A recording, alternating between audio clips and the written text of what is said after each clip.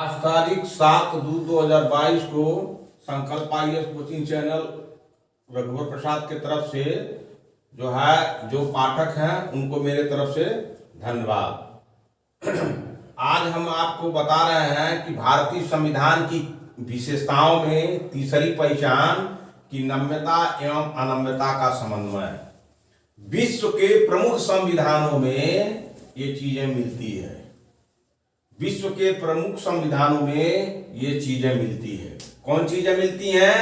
नम्यता और अनम्यता दोनों रहती हैं।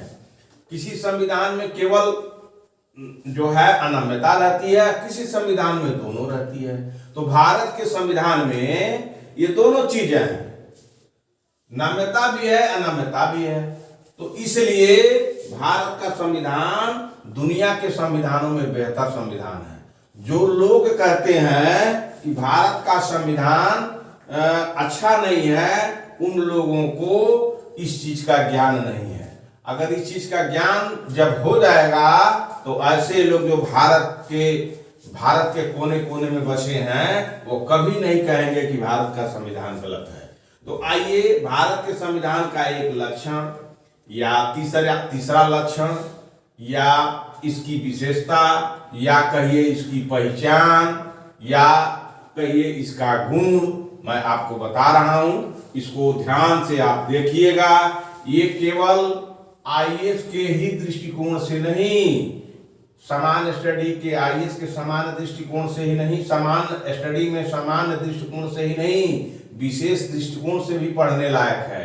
ये high school, inter, BA, MA, PhD ये सबके लिए है। ये राजनीति करने वाले जो लोग हैं उनके लिए भी है। ये समाज में काम करने वाले हैं उनके लिए भी है। और ये एक सरकारी बड़े बड़े पदों पर बैठने वाले हैं उनके लिए भी है। और एक बहुत बड़ी देश की सर्वोच्च परीक्षा है, उसमें विशेष रूप से इसको शामिल किया गया है। और इसको जो पढ़ता है वही बहुत बढ़िया से इस पर लिख सकता है। तो आइए नम्यता और अनम्यता का समन्वय कैसे है इसमें और क्यों है, नम्यता और अनम्यता का समन्वय कैसे है और क्यों है, क्यों जरूरी है नम्यता और अनम्यता का समन्वय, क्यों संविधान BR अम्बेडकर ने क्यों इसमें लिखा नम्यता भी रहेगी और अनम्यता भी रहेगी। ऐसे थोड़ा लिख दिया गया है। मैं बार बार आपको बताता हूं कि साल भर चर्चा हुई है संविधान सभा में। संविधानों को कोई भी संविधान है, संविधानों को नम्यता और अनम्यता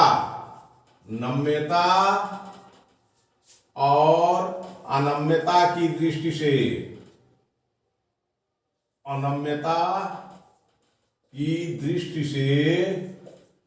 नम्यता और अनम्यता की दृष्टि से वर्गीकृत किया जाता है।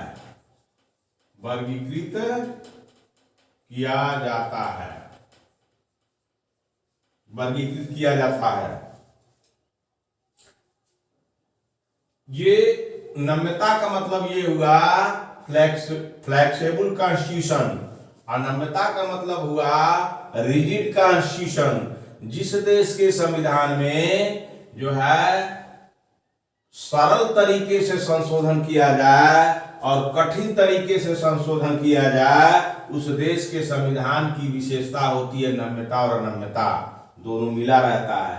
भारत के संविधान में ऐसे ही व्यवस्था है कि जनता के हित को देखते हुए सरल तरीके से भी संशोधन किया जा सकता है और कठिन तरीके से भी संशोधन करने का तरीका ढूंढा गया है, ताकि मानव बहुत छली है, बहुत दुष्ट है, बहुत अहंकारी है, बहुत धोखेबाज है और बहुत स्वार्थी है। इसलिए डॉक्टर BR अम्बेडकर ने नम्यता और अनम्यता का समन्वय स्थापित किया इस संविधान में। इसलिए किए हैं BR अम्बेडकर ने कि अगर जनप्रतिनिधि अपने एक्चुअल बिल के लिए चाहे, एक्चुअल बिल के लिए चाहे तो यथार्थ इच्छा, यथार्थ इच्छा इसे कहते हैं। तो संविधान के मुख्य पार्टों में संशोधन नहीं किया जा सकता है। इसीलिए अंबेडकर ने कहा कि बहुत लोग स्वार्थी हैं, अपने निजी हित के लिए संविधान के साथ छेड़छाड़ करेंगे। इसीलिए एक्चुअल विल से बचने के लिए, यथार्थ इच्छा से जो सरोकार रखते हैं, केवल उन्हीं से बचने के लिए अनम्यता को भी रखा गया है। तो आइए आगे बताते हैं कि वर्गीकृत किया जाता है कठोर या अनम्य संविधान उसे माना जाता है, कठोर या अनम्य संविधान, अनम्य संविधान उसे माना जाता है, संविधान उसे माना जाता है, अनम्य संविधान उसे माना जाता है जिसमें संशोधन करने के लिए विशेष प्रक्रिया की आवश्यकता है, जिसमें संशोधन करने के लिए, जिसमें संशोधन करने के लिए, जिसमें संशोधन करने के लिए विशेष प्रक्रिया की आवश्यकता है, विशेष प्रक्रिया की आवश्यकता होती है, विशेष प्रक्रिया की आवश्यकता होती है। उदाहरण के लिए समझिए, उदाहरण के लिए अमेरिकी संविधान, उदाहरण के लिए अमेरिकी संविधान, उदाहरण के लिए अमेरिकी संविधान लचीला या नम्य संविधान वह कहलाता है, लचीला या नम्य संविधान,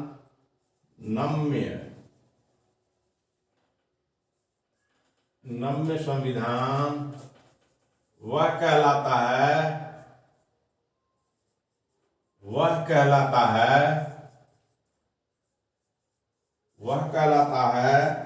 जिसमें संशोधन की प्रक्रिया, जिसमें संशोधन की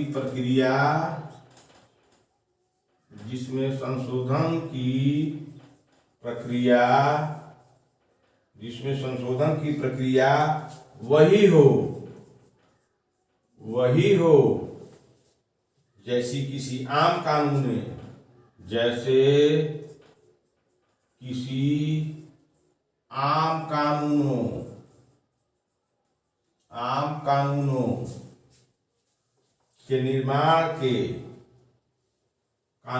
के निर्माण की जैसे ब्रिटेन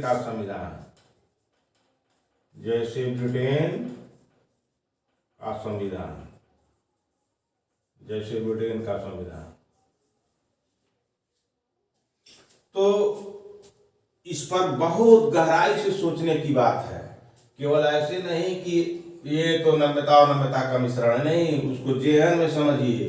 संविधानों का नम्यता और नम्यता की दृष्टि से वर्गीकृत किया जाता है। तो दो तरह के संविधानों में दो तरह की व्यवस्थाएं दी जाती है, एक कठोर या अनम्य संविधान उसे माना जाता है जिसमें संशोधन करने के लिए विशेष प्रक्रिया की आवश्यकता होती है। आगे जब हम लोग चलेंगे तो किस तरह से विशेष प्रक्रिया अपनाई जाती है। भारत के संविधान में कठोरता है कहाँ, भारत के संविधान में जो है संशोधन करने के लिए अनम्यता कहाँ है, उसको आगे मिलेगा आप जब पढ़िएगा तो।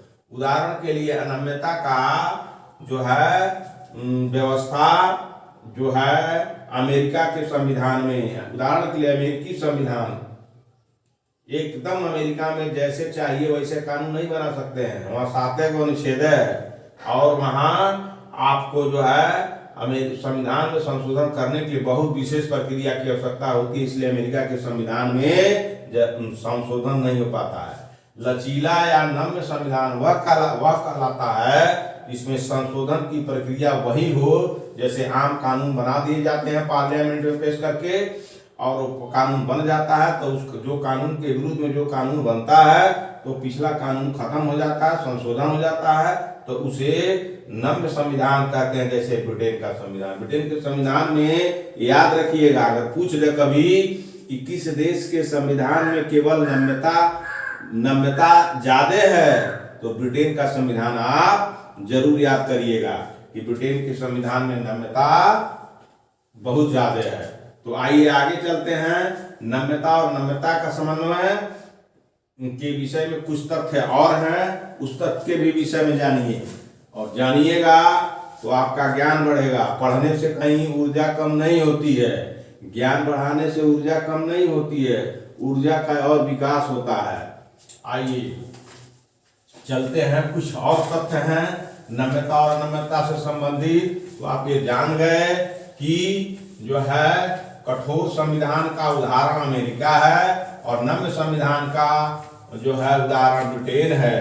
तो इस देश में, किस देश में, भारत के संविधान में दोनों जगह की व्यवस्था को ला दिया गया है। Doctor B R. अम्बेडकर समझे कि देश काल परिस्थिति के अनुसार अगर संविधान में कहीं संशोधन करने की जरूरत है तो दोनों हमने विकल्प दे रखा है। यह जो है ये जनप्रतिनिधियों पर जो है लागू होता है कि वह किस तरह से इस संविधान के साथ काम करें। अभी भारत में केवल एक्चुअल बिल वाले नेता पैदा हैं, केवल अपनी धन और संपत्ति को बढ़ाने का केवल जो है काम कर रहे हैं। जनता या शुद्ध शब्दों में कहिए नागरिकों के हित के लिए सरकार बहुत कम काम करती है, इसीलिए संविधान में इतना संशोधन होते चले जा रहे हैं। इसीलिए अम्बेडकर ने कहा कि भारत का संविधान नम्यता और अनम्यता का दोनों दिया जाएगा। अगर जो है जब संविधान सभा में से पास होकर के संविधान पर हस्ताक्षर करने के बाद सौंप दिया गया संविधान सभा के अध्यक्ष को, तो उस पर पूछा गया कि क्या इस संविधान के विषय में अम्बेडकर जी आप कुछ बताइएगा, कितनी खासियत है। उन्होंने कहा कि इस संविधान के विषय में एक लाइन में मैं बोलता हूं, अगर यह संविधान अच्छे लोगों के हाथों में चला जाएगा तो उस देश का काया पलट जाएगा, अगर यही संविधान बुरे लोगों के हाथों में चला जाएगा तो देश की स्थिति खराब हो जाएगी। तो इसलिए कोई भी वस्तु किसी के हाथ में दे दीजिए, वह उस वस्तु को किस प्रकार से प्रयोग करता है वह उस व्यक्ति के दिल और दिमाग पर निर्भर है। तो आइए अगला तथ्य हम बताते हैं। भारत का संविधान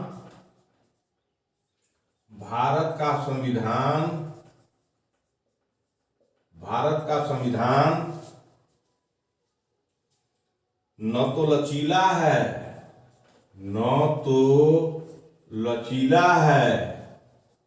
भारत का संविधान न तो लचीला है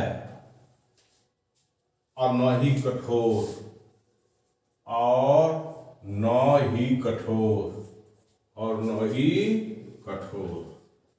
भारत का संविधान न तो लचीला है और न ही कठोर, बल्कि यह दोनों का मिला जुला रूप है।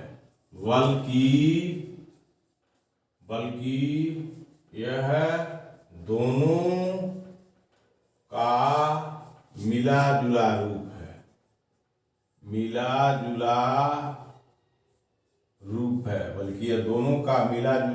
है। बल्कि यह दोनों का मिला जुला रूप है।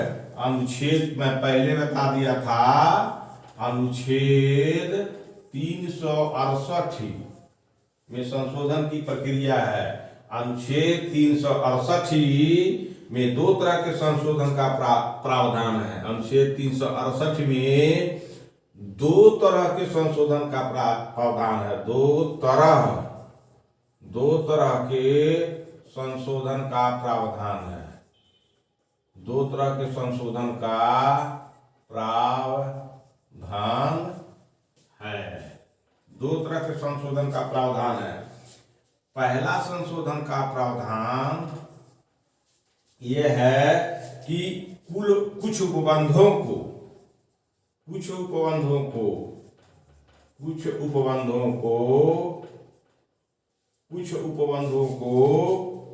संसद में विशेष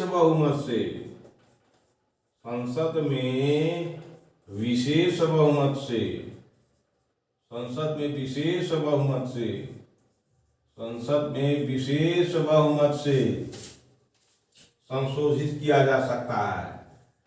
संशोधित किया जा सकता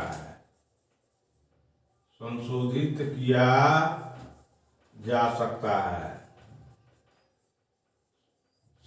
कुछ उपबंध ऐसे हैं, कुछ उपबंधों को संसद में विशेष बहुमत से संशोधित किया जा सकता है। उदाहरण के रूप में समझिए,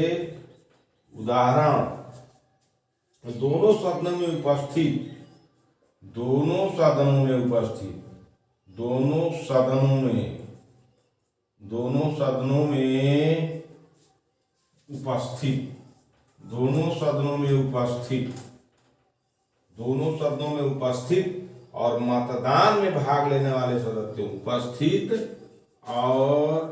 मतदान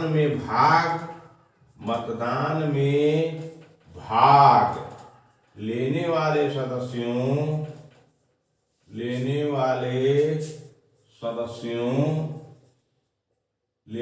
सदस्यों का दो तिहाई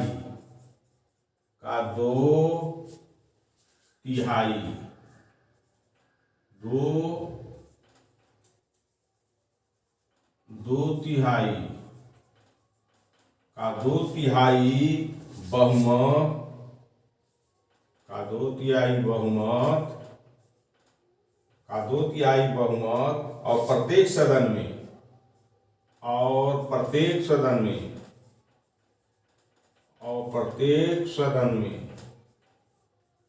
और प्रत्येक सदन में कुल सदस्यों का बहुमत, और 2/3 बहुमत और प्रत्येक सदन में कुल सदस्यों का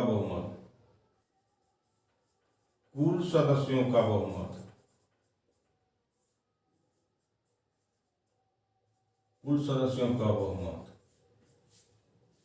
ये हो गया आपका जो है, ये भारत का संविधान न तो लचीला है और न ही कठोर। यह आप अच्छी तरह से जान जाइए, बल्कि यह दोनों का मिला जुला रूप है। तो कितना बेहतर संविधान है।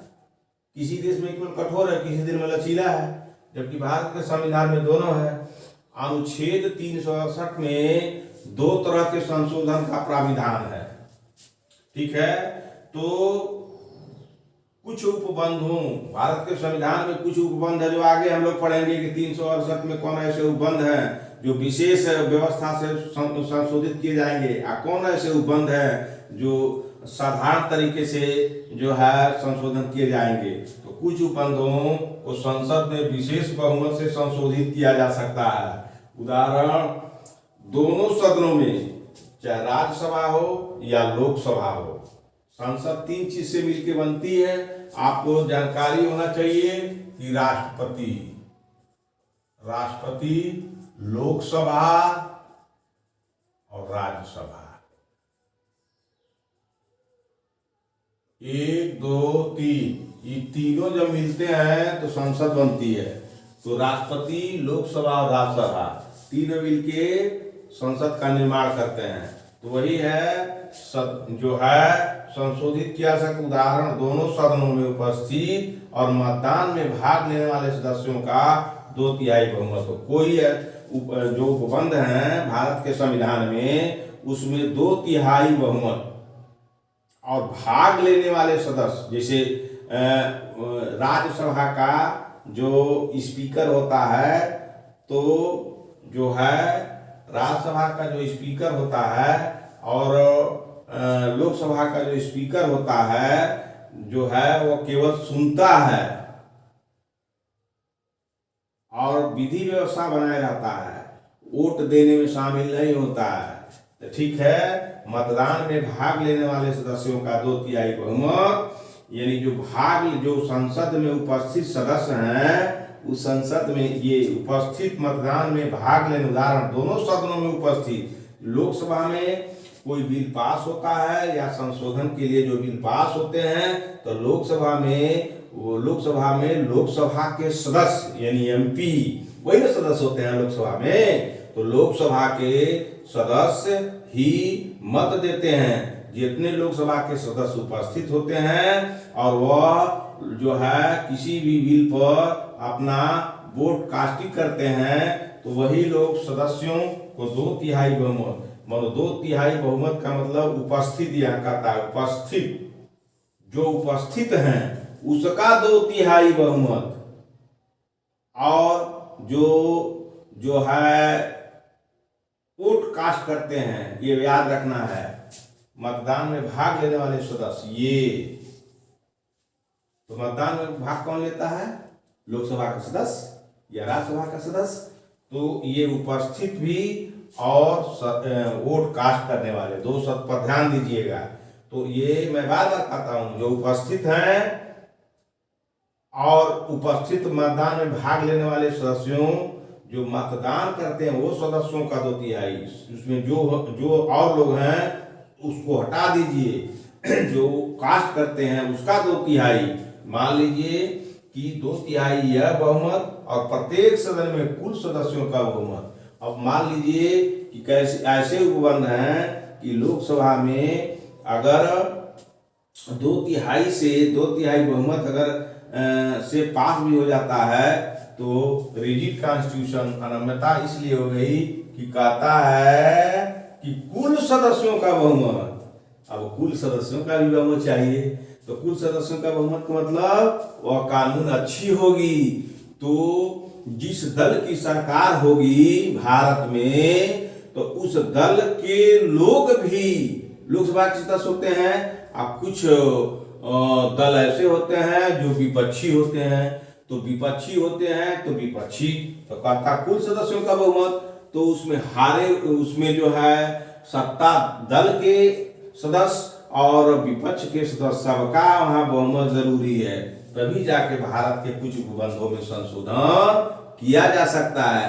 ये संविधान आपका बढ़िया संविधान नहीं है, बढ़िया संविधान है इसलिए कि मैं आपको पहले बता दिया, एक्चुअल बिल, यथार्थ इच्छा, यथार्थ इच्छा का मतलब हुआ स्वार्थ परक इच्छा। कौन इच्छा? स्वार्थ परक इच्छा।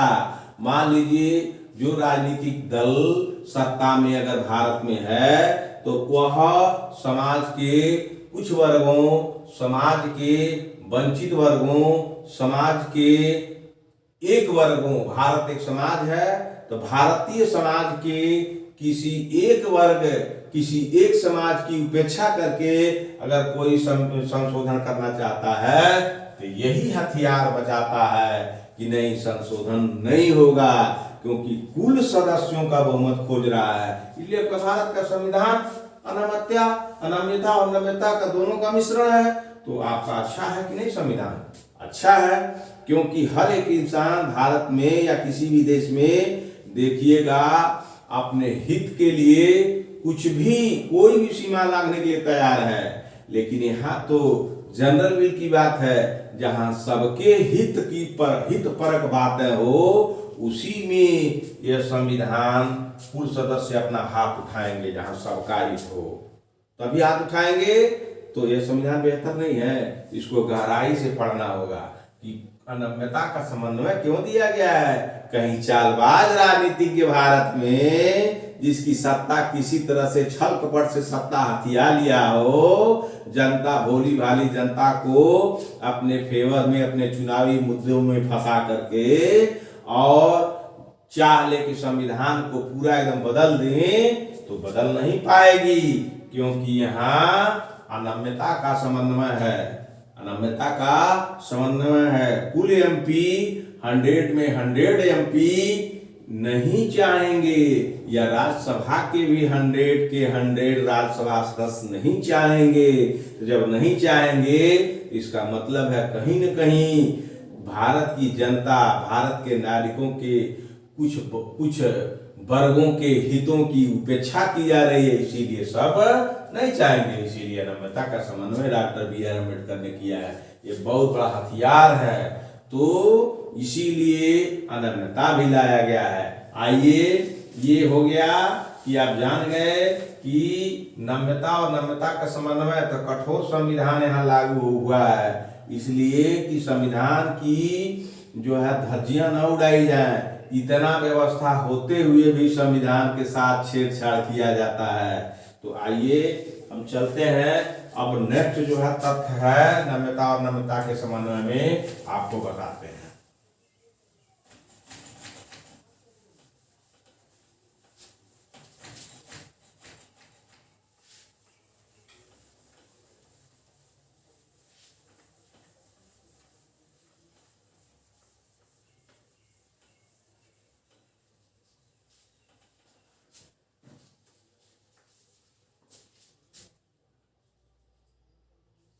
बी, कुछ अन्य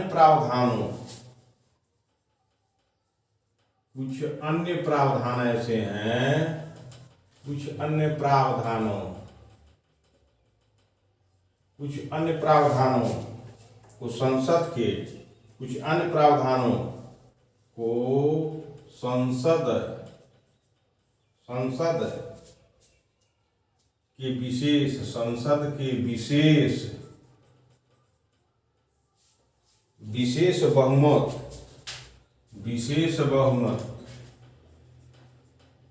विशेष बहुमत और कुल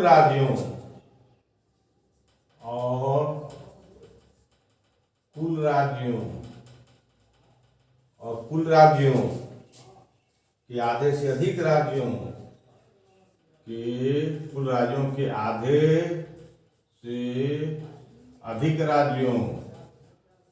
से अधिक राज्यों के अनुमोदन से ही संशोधन किया जा सकता है। राज्यों के अनुमोदन से ही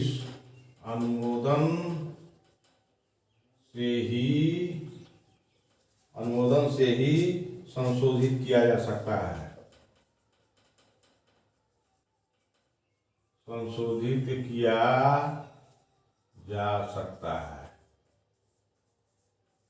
किया जा सकता है। इसके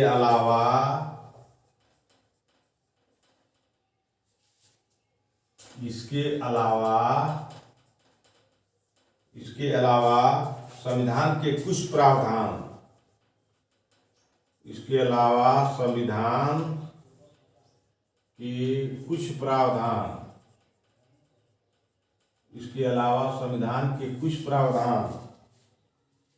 आम विधायी प्रक्रिया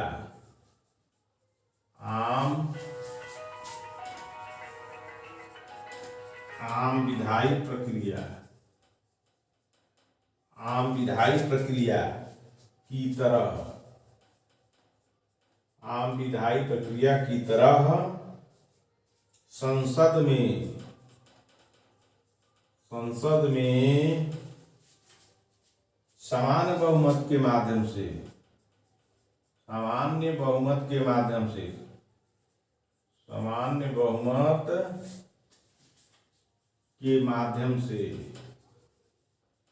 सामान्य बहुमत के माध्यम से संशोधित किए जा सकते हैं।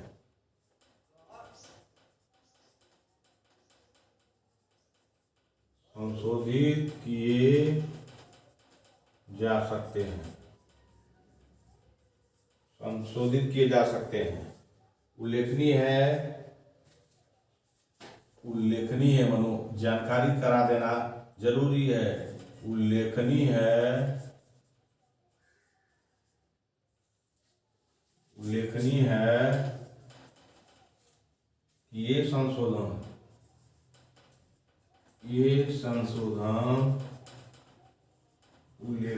कि ये संशोधन अनुच्छेद 368 के अंतर्गत नहीं आते हैं।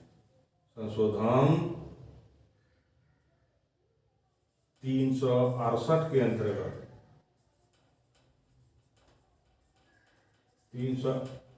अंतर्गत नहीं आते हैं।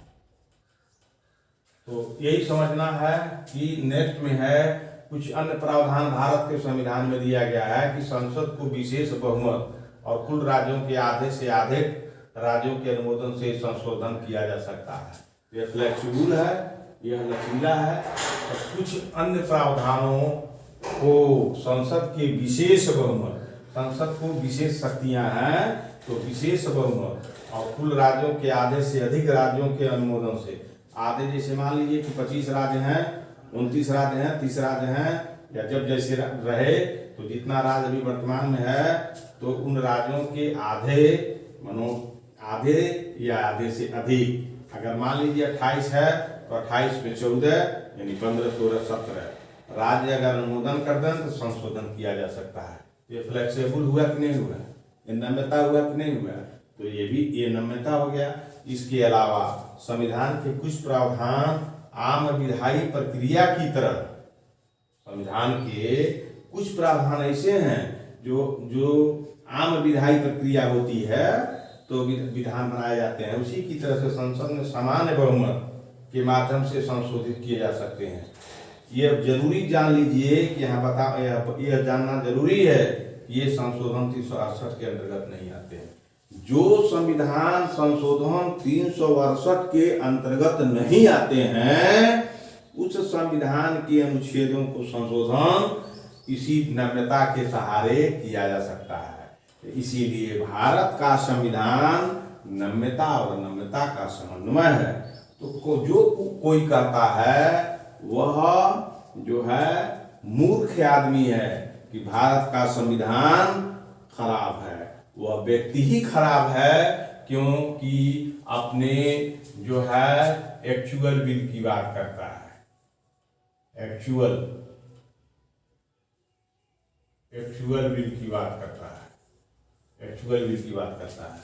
एक्चुअल विल की बात व्यक्तिगत हित परक होती है, इसलिए व्यक्तिगत हित परक बातों वाले लोग जाते हैं रास्ता चलते कह देते हैं संविधान खराब है, संविधान खराब है, संविधान बहुत खराब है। पूछ दिया जाए कि अच्छाई बताओ ना इसकी खामियां कहाँ कहाँ है तो बता दो, तो उसकी औकात नहीं है कि सिस्टमेटिक ढंग से आपको बता दे कि यही खामियां हैं।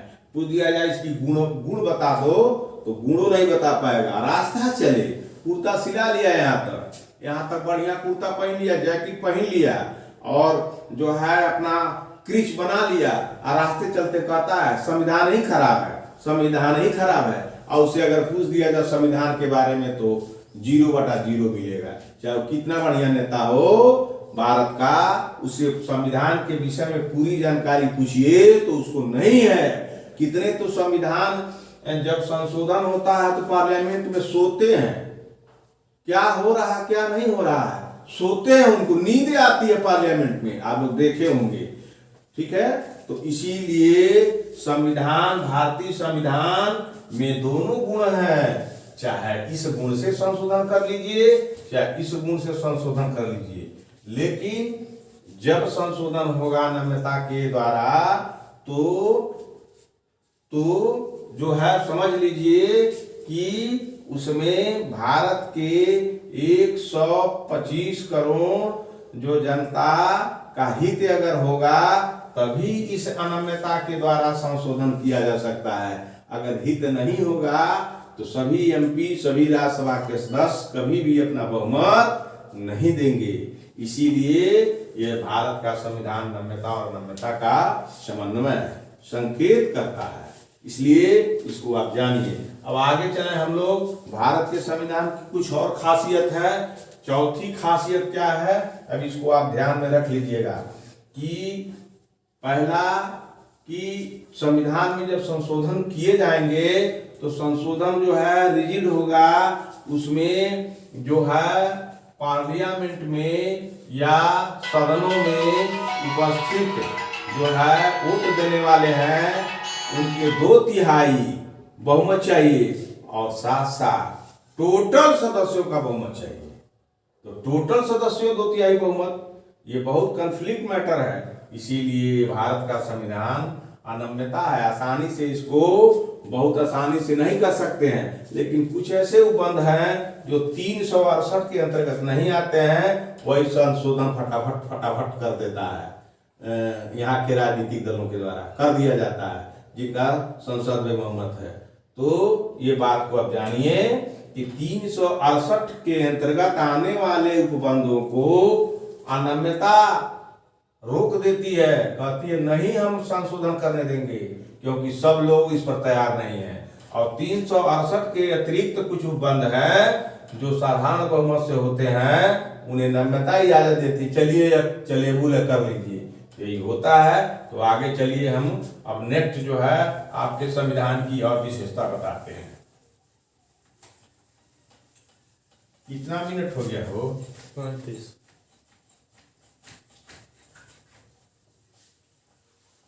क्यों गाया था?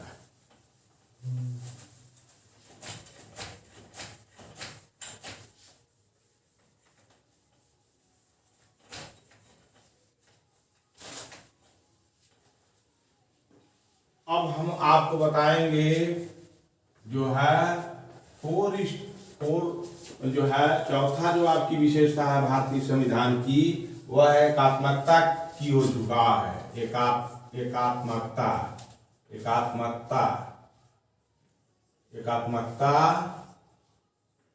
की ओर झुकाव एकात्मकता की ओर झुकाव के साथ संघीय व्यवस्था, झुकाव के साथ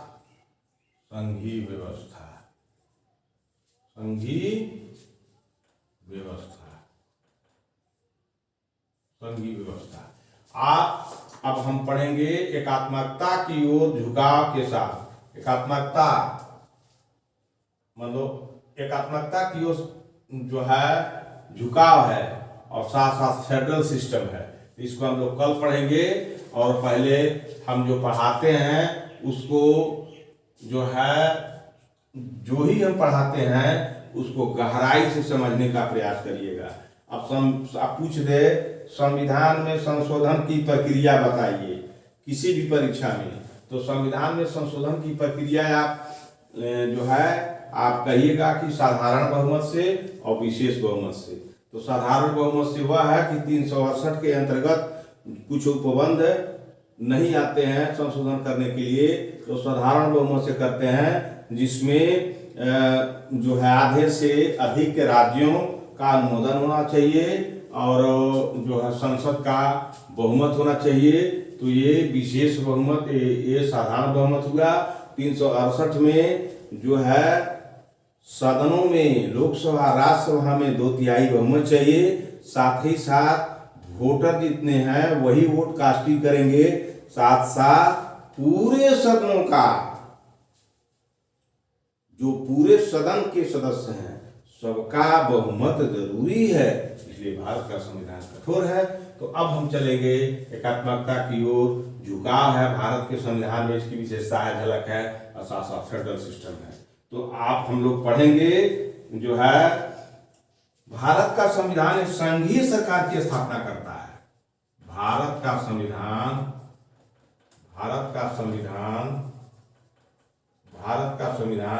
एक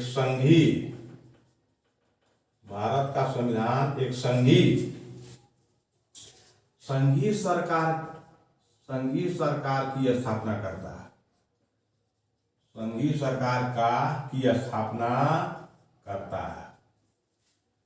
संघीय सरकार की स्थापना करता है। इसमें संघ के सभी आम लक्षण विद्यमान हैं। इसमें संघ के सभी लक्षण विद्यमान हैं। संघ के सभी लक्षण विद्यमान हैं। इसमें संघ के सभी लक्षण विद्यमान हैं। जैसे दो सरकार,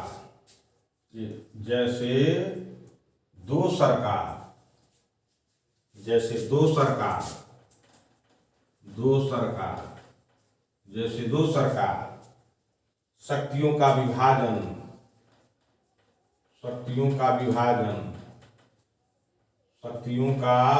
विभाजन, शक्तियों का विभाजन, शक्तियों का विभाजन, लिखित संविधान, लिखित संविधान, लिखित संविधान, संविधान की सर्वोच्चता, संविधान की सर्वोच्चता, संविधान की सर्वोच्चता, संविधान की सर्वोच्चता,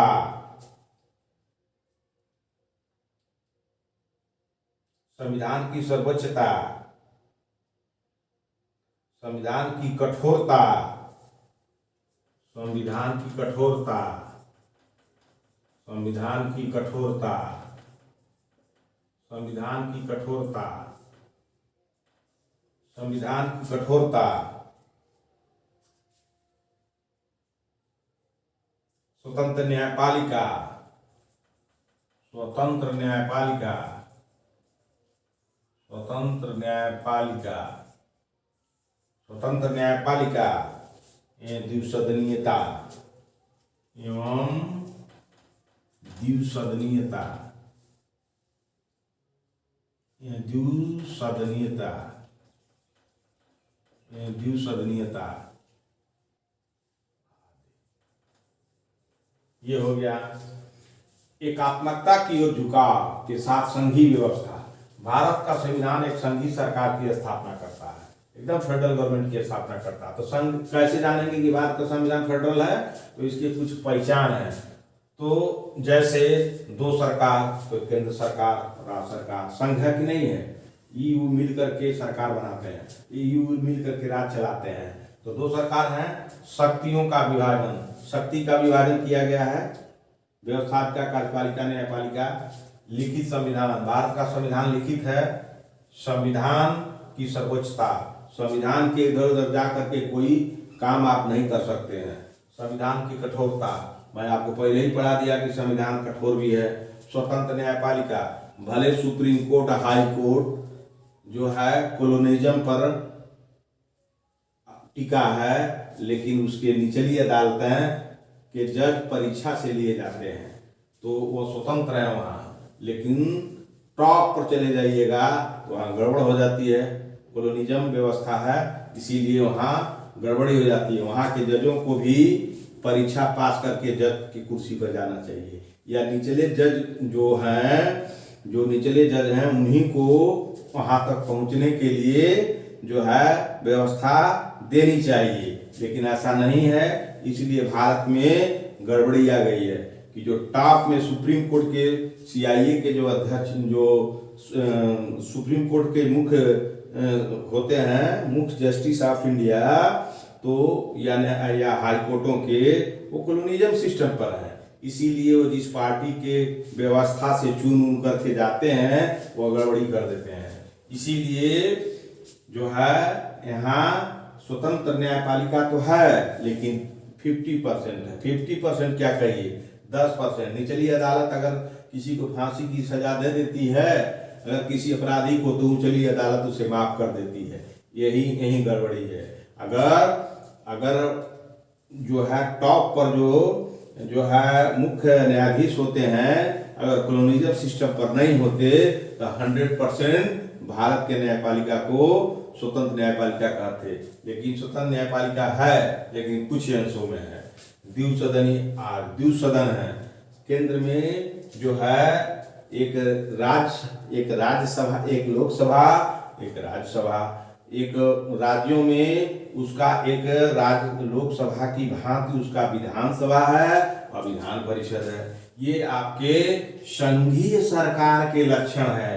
इसको बढ़िया से समझिएगा, ये लिखने के लिए आ जाएगा, पूछेगा भारत में संघीय व्यवस्था स्थापित है, इसकी समीक्षात्मक व्याख्या करें। तो आपको यही सब लिखना होगा।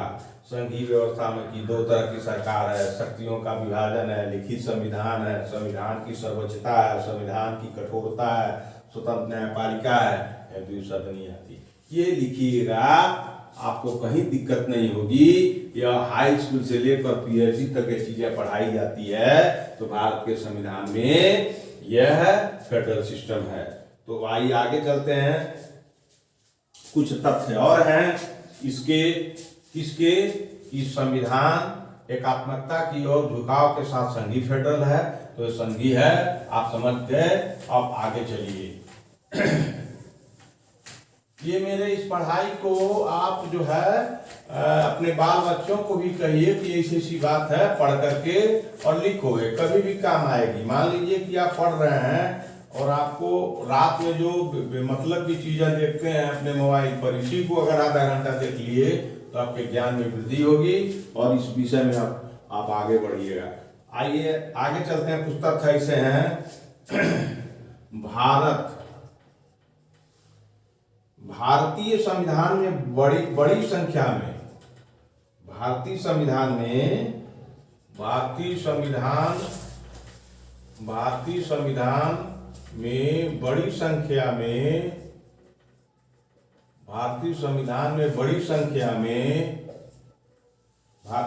में बड़ी संख्या में एकात्मकता और गैर संघीय लक्षण भी विद्यमान है। संख्या में एकात्मकता और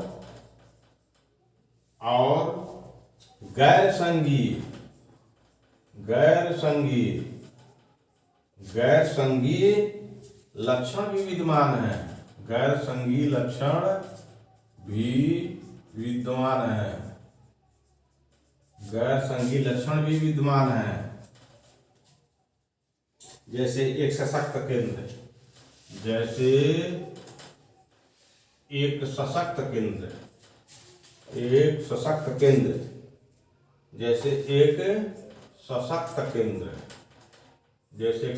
केंद्र, यानी शक्तिशाली केंद्र, जैसे एक सशक्त केंद्र, एक संविधान, एकल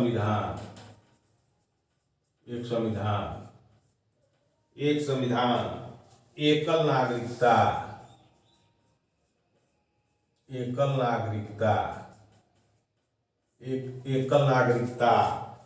संविधान का लचीलापन,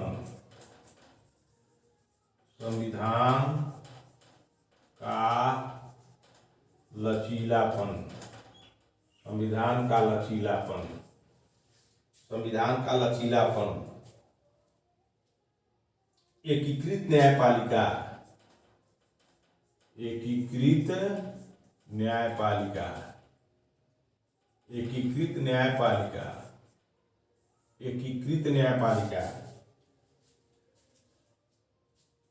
केंद्र द्वारा राज्य की नियुक्ति,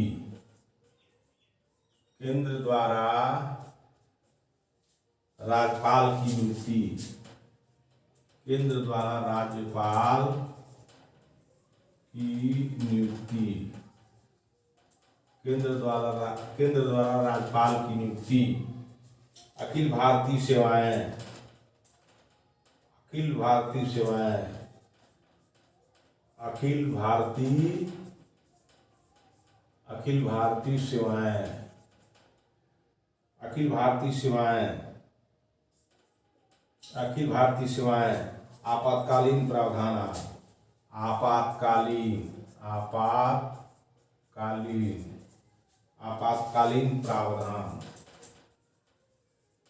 आपातकालीन प्रावधान, तो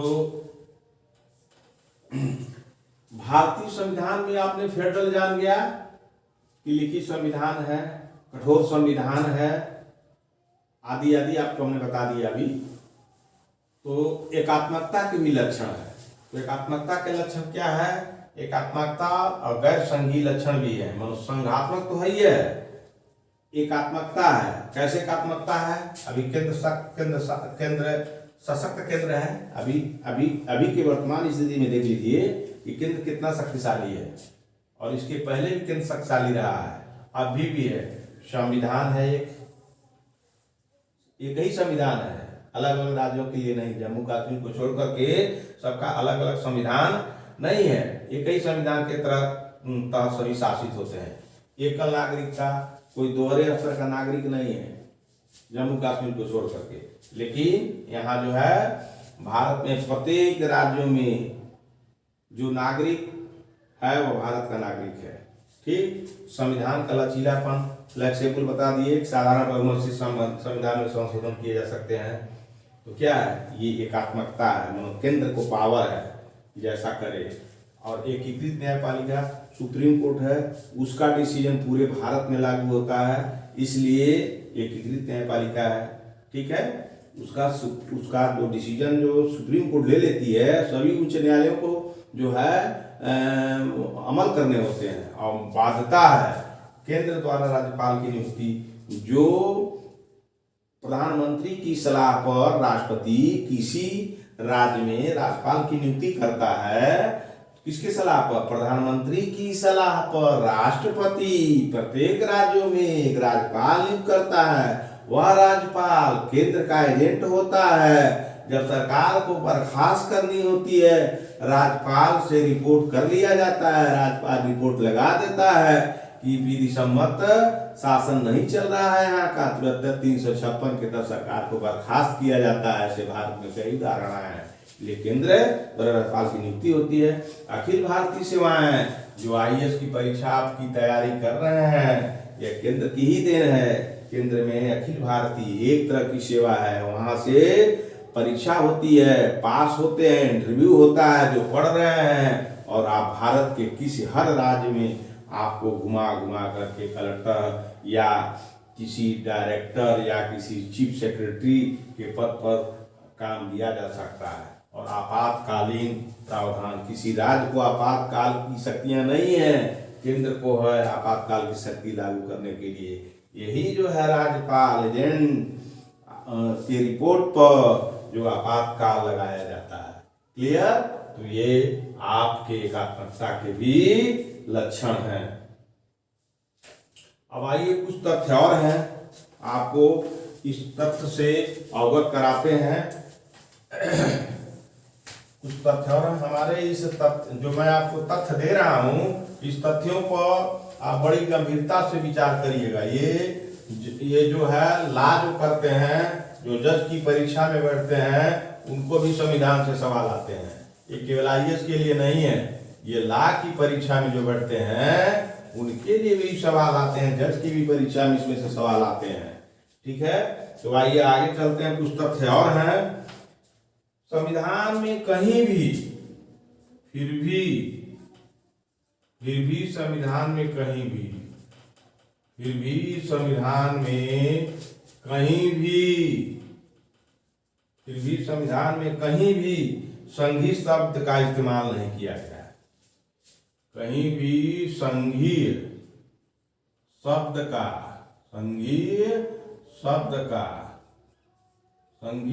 का इस्तेमाल नहीं किया गया है। इस्तेमाल नहीं किया गया है।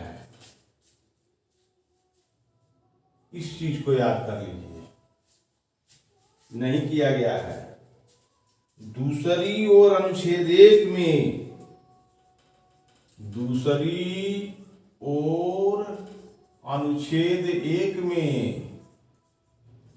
अनुच्छेद 1 में दूसरी ओर अनुच्छेद 1 में भारत का उल्लेख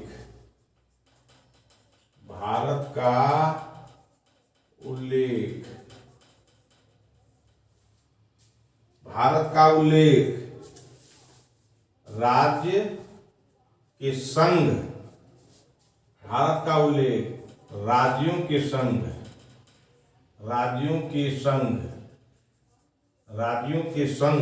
के रूप में किया गया। राज्यों के संघ के रूप में किया गया है। राज्यों के संघों के रूप में किया गया है। इसके दो अभिप्राय हैं। इसके दो अभिप्राय हैं।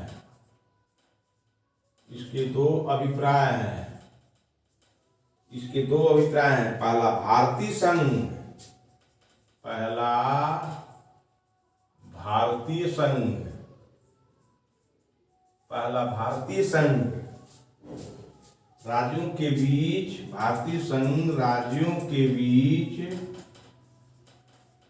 भारतीय संघ राज्यों के बीच हुए किसी समझौते का, भारतीय संघ राज्यों के बीच हुए किसी समझौते का, हुए किसी समझौते का, भारतीय संघ राज्यों के बीच हुए किसी समझौते का निष्कर्ष नहीं है, का निष्कर्ष नहीं है, नहीं है। और दूसरा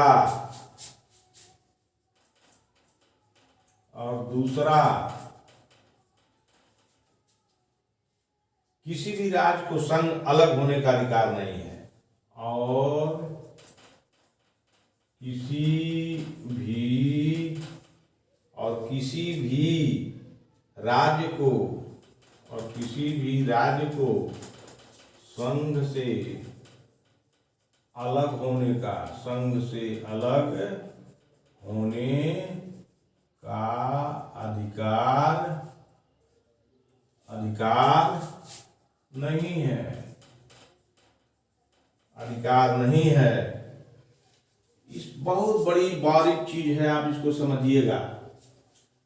भारत के संविधान में एकात्मकता और संघात्मकता के लक्षण हैं, लेकिन कहीं भी संघीय जो शब्द है उसका इस्तेमाल नहीं किया गया है। संघ है लेकिन संघीय नहीं है। तो याद करिएगा, अगर पूछ दे क्या भारत फेडरल स्टेट है, क्या संघीय शब्द का इस्तेमाल किया गया है, तो ये जरूर रखिएगा अपने दिमाग में कि संघीय शब्द का इस्तेमाल नहीं किया गया है। दूसरी ओर अनुच्छेद 1 में हिंदुस्तान नहीं है, याद रखिएगा। ये जो नए नौटंकी चल रही है ये ठीक नहीं है, गैर संवैधानिक शब्द है। दूसरी ओर अनुच्छेद 1 में भारत का उल्लेख राज्यों के संघ के रूप में किया गया। भारत राज्यों का संघ होगा। भारत क्या होगा? अलग अलग राज्य मिलेंगे तो उनका एक संघ है। इसके दो अभिप्राय हैं। पहला, भारतीय संघ राज्यों के बीच हुए किसी समझौते का निष्कर्ष नहीं है। भारतीय जो संघ है राज्यों के बीच हुए किसी समझौते का निष्कर्ष नहीं है। पहला, राज्यों के बीच किसी समझौते का निष्कर्ष नहीं है कि समझौता हो गया तो वही संघ हो गया, ये नहीं। दूसरा, किसी भी राज्य को संघ से अलग होने का अधिकार नहीं है, इसीलिए कोई राज्य स्वतंत्र नहीं हो पाते हैं, इसीलिए कोई राज्य स्वतंत्र नहीं हो पाते हैं। तो इस तरह से यूएसआर में, संयुक्त रूस में सभी राज्य, वो भी फेडरल था, लेकिन वहां राज्यों को संघ से अलग होने की शक्तियां दी गई, इसीलिए वो बिखर गया। तो बताइए, संविधान बेहतर नहीं है? आज कोई राज्य चाहे कि हम अलग हो जाए, नहीं हो पाएगा, लेकिन आप इसमें लिखा होगा कि राज्य से अलग होने का अधिकार नहीं है। कुछ तथ्य और है, आपको हम बता देते हैं, इस पर फोकस आप मारिएगा। संघीय शब्द और राज्यों को जो है केंद्र से अलग होने की शक्तियां नहीं है, और ये कि अनुच्छेद 1 ही में लिखा होगा सभी राज्यों को मिलाकर एक शक्तिशाली संघ होगा। सभी राज्यों को मिलाकर एक शक्तिशाली संघ होगा। कितना बेहतर संविधान है, कोई अलग नहीं हो सकता है। हम सब जो है अखंड भारत के नागरिक हैं, ये हमको सिखाता है। इसलिए आपस में वैर नहीं करना चाहिए। इसी वजह से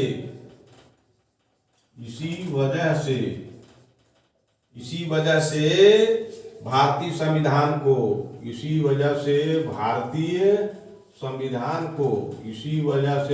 संविधान को निम्नांकित नाम दिए गए हैं। निम्नांकित नाम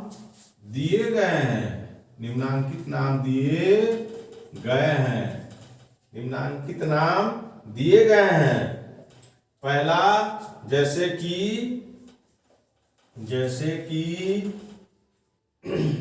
एकात्मकता की भावना में संघ, एकात्मकता की भावना में संघ, एकात्मकता की भावना में संघ। अर्थ संघ, अर्थ संघ, अर्थ संघ, केसी बेरे,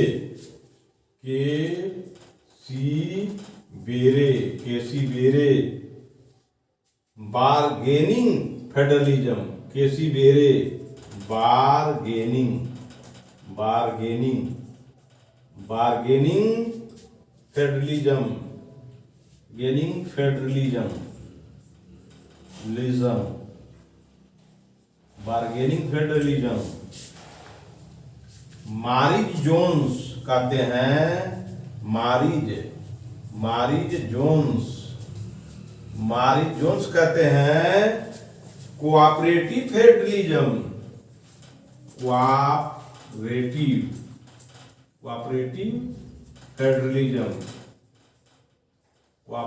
फेडरलिज्म। कौन कहते हैं? मारिज जोन्स कोऑपरेटिव फेडरलिज्म। और ग्रेनविल ऑस्टिन कहते हैं, ग्रेनविल ऑस्टिन कहते हैं, ग्रेनविल ऑस्टिन कहते हैं कौन federalism? Federation with the centralising tendency, federation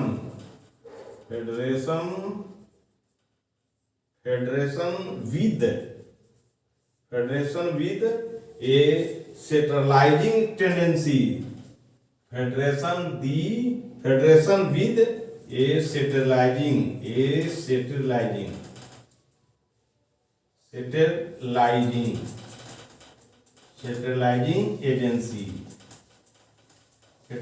agency. और आइवर जेनिंग्स व अन्य सब लोग यही बात करते हैं। तो जैसे एकात्मकता की भावना में संघ है, एक है अर्थ संघ, केसी बेरे कहते हैं कि अर्थ के रूप में भी संघ है, केसी बेरे कहते हैं बारगेनिंग फेडरलिज्म है, और मारी जोन्स कहते हैं कोऑपरेटिव फेडरलिज्म है, और ऑस्टिन का नाम सुने हैं, वो कहते हैं फेडरेशन सेटेलाइजिंग एजेंसी है, एक एजेंसी है। तो इसलिए एकात्मकता की ओर झुकाव के साथ भारत का संविधान संघीय है, एकात्मक है। भारत में कहीं हिंदू शब्द नहीं लिखा गया है कि ये हिंदुस्तान है। ये अभी जो नखड़ा चल रहा है देश में कि हिंदुस्तान, ये भारत के संविधान में नहीं है, ये ट्रेडिशन है, परंपरा है। भारत के संविधान के अनुच्छेद 1 में ही लिखा हुआ है कि भारत राज्यों का संघ होगा। क्या होगा? भारत राज्यों का संघ होगा। इसलिए आप नेता बनिए या जो कुछ बनिए, इसको पढ़िएगा, तभी ना आप कहीं मंच पर कहीं कुछ कर सकते हैं। अफसर बनेंगे तो इसके विषय में अमल कर सकते हैं। इसलिए अगला हम लोग पढ़ेंगे सरकार का संसदीय रूप। हम अगला पढ़ेंगे सरकार का संसदीय रूप। सरकार कैसी है? संसदात्मक सरकार। तो कल हम पढ़ेंगे सरकार का संसदीय रूप।